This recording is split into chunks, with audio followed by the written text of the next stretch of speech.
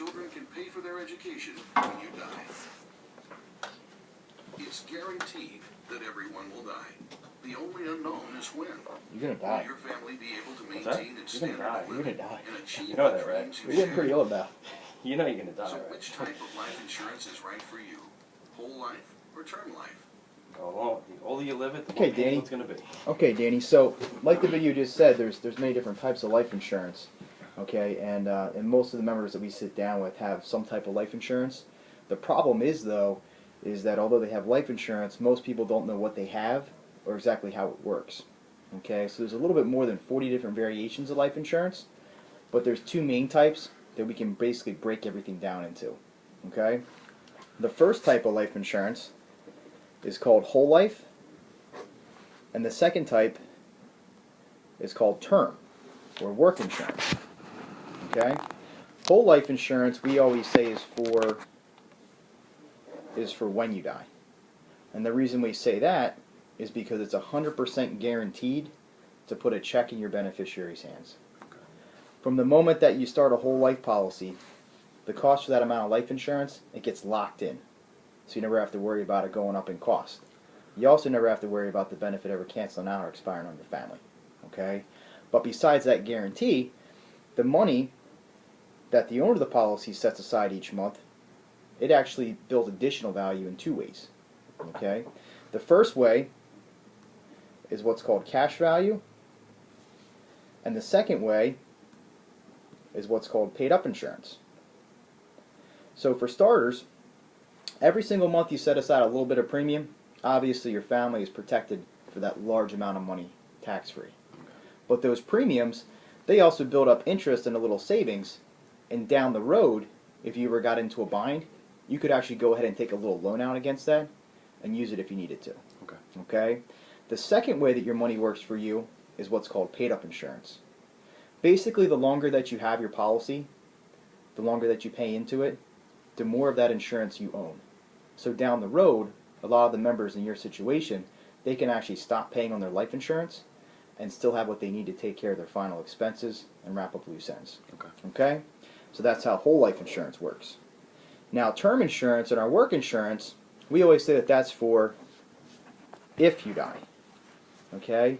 And the reason that is because on average, these policies actually only pay out about 3% of the time. 97% of the time, the cost of your insurance either goes up so much down the road that you can't afford it anymore, or you don't want to afford it, or you get into a situation where your policy expires before you do. Okay? Real easy way to see how these two policies work throughout someone's lifetime. I actually got to sit down with a United Steelworker about 3.5 weeks ago. The gentleman was 29 years old when I sat down with him, but when he was 25 years old, he actually took out a $50,000 policy through State Farm, and it was a 10-year term.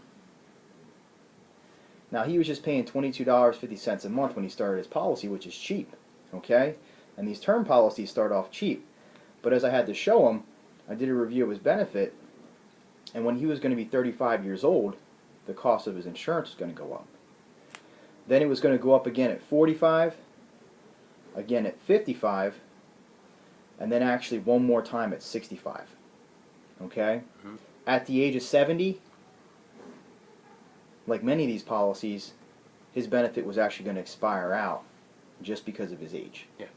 So unfortunately what happens is somebody like this is trying to do the right thing to protect their family. He had 2 little girls.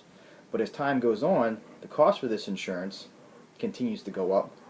And it either gets to a point, like I said, where we can't afford it anymore, or it skyrockets to a point where we don't want to pay for it anymore. Yeah. Okay? In addition to that as well, very often we're going to outlive these policies because the average life expectancy is anywhere from 80 to 85 years old. That's why it only pays out about 3% of the time. Okay. Okay? Whole life insurance, though, on the other hand, it does start off a little bit more, but it's locked in. Okay? So you never have to worry about the cost going up on you. You never have to worry about that benefit canceling out on your family down the road. The money you do set aside into it, not only does it build cash value, which grows over your lifetime, and you can tap in if you need to, but also down the road, maybe you're getting around the age of retirement, right? And you're on a fixed income, maybe you don't want to pay for it anymore. you could actually have the opportunity, if you choose to be able to stop paying on your life insurance and still have what you need for the rest of your life. Okay? So obviously, Danny, keeping these two different types in mind, which one of these would you say makes most sense? Oh, the whole life. Whole life? Absolutely. Okay. And why would you say that? Because your policy's never going to cancel out. The premiums are never going to go up. And over a period of time, you own more of your policy. Exactly, exactly. Okay? And that's why so many of the members that do qualify love whole life. And then I would just go on. Continue. I want to tape that. I mean, yeah.